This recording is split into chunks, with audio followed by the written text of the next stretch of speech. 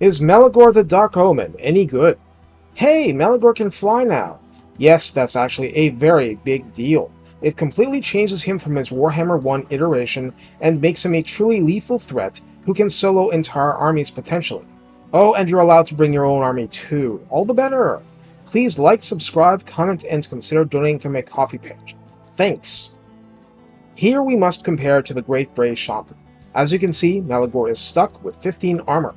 Yes, he has 404 more hit points. Yes, he has 110 speed and flies, but if he's shot, he's going to bleed.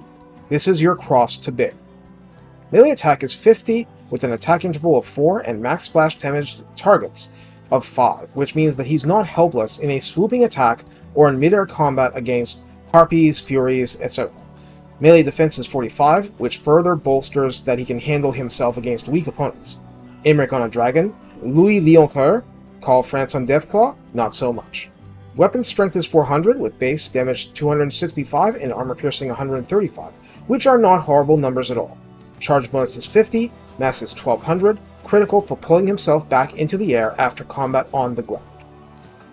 So Malagor is far from incompetent at melee combat, it's just not where you want him to be most of the time. Note that Malagor does have Primal Fury, so in the end that melee attack goes up by 5, and speed and charge bonus go up by 10%, significant buffs. Something Wicked This Way Comes gives him a permanent -4 leadership debuff whenever opponents are in a 35 meter radius around him, and Unholy Power is an inborn Winds of Magic recharge buff of 60%, that is, it's Greater Arcane Conduit by itself.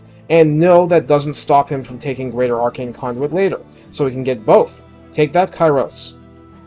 But first, what about faction effects?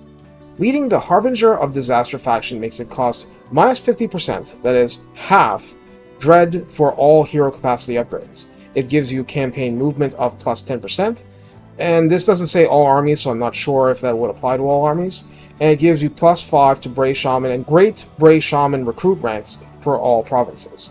With the maximum Dread unlocks, that means you can get them instantly up to rank 20 at the top tier. Yay!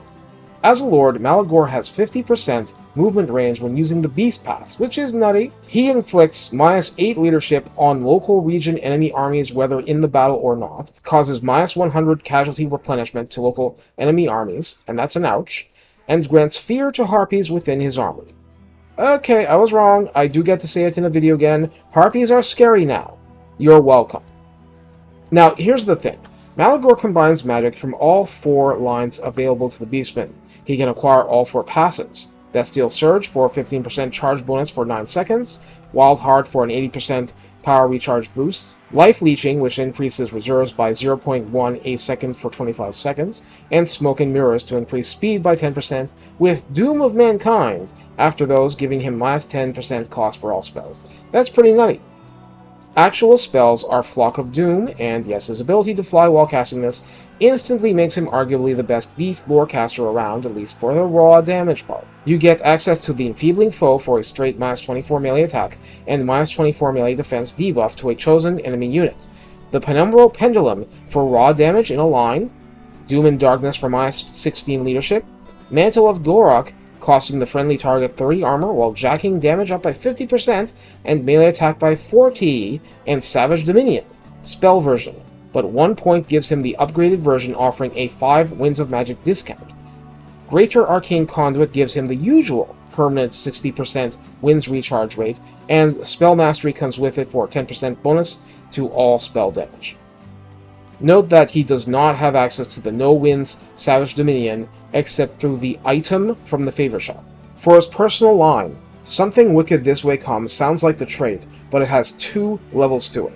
The first provides -5 leadership to enemies in the local region, on top of what Malagor already offers. The second upgrades the regional cost of enemy leadership to -9, causes his aura in battle to be -8 leadership in a 35 meter radius, allows Malagor to cause fear in combat, and here's the ridiculous part.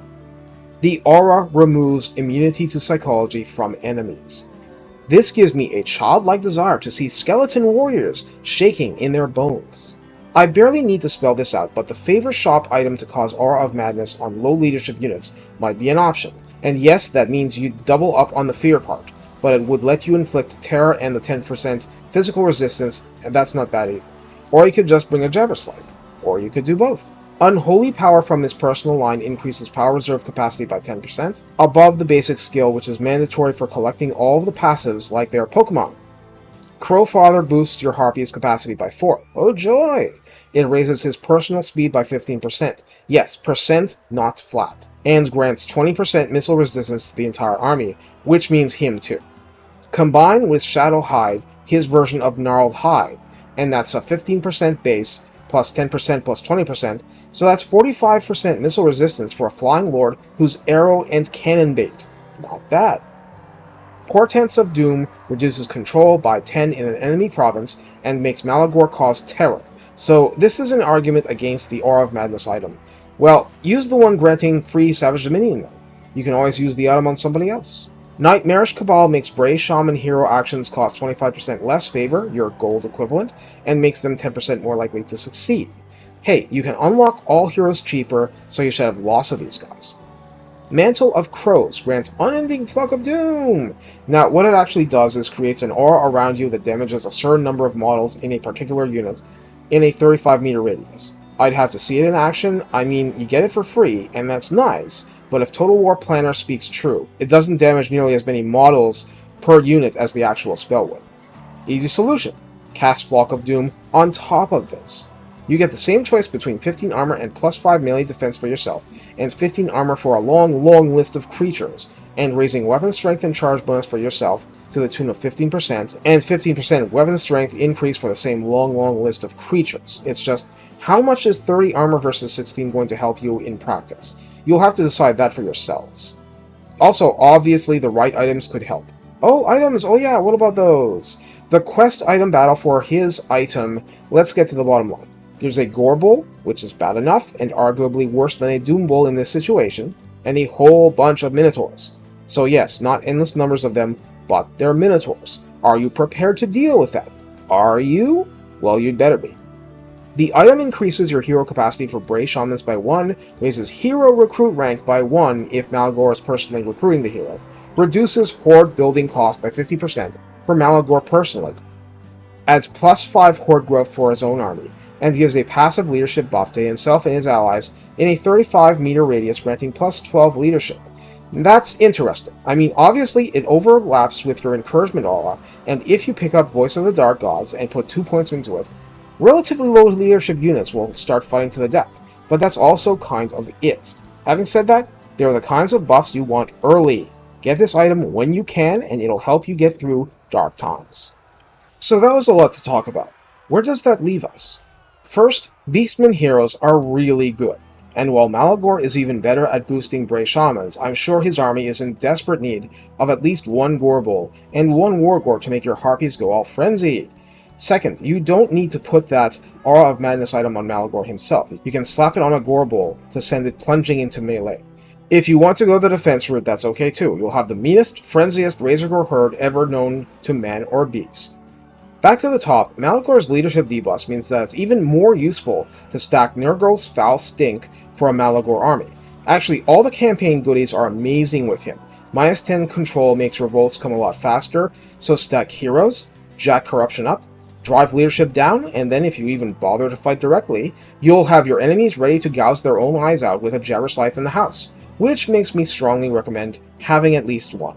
That, and what's better than a Lord who doubles up on Greater Arcane Conduit? That Lord and a couple of Brave Shamans using regular Arcane Conduit and adding to your reserves a little. This is your thing. Abuse it. Take care and have fun flying around and getting your enemies to flock together so that you might cast Doom down upon them.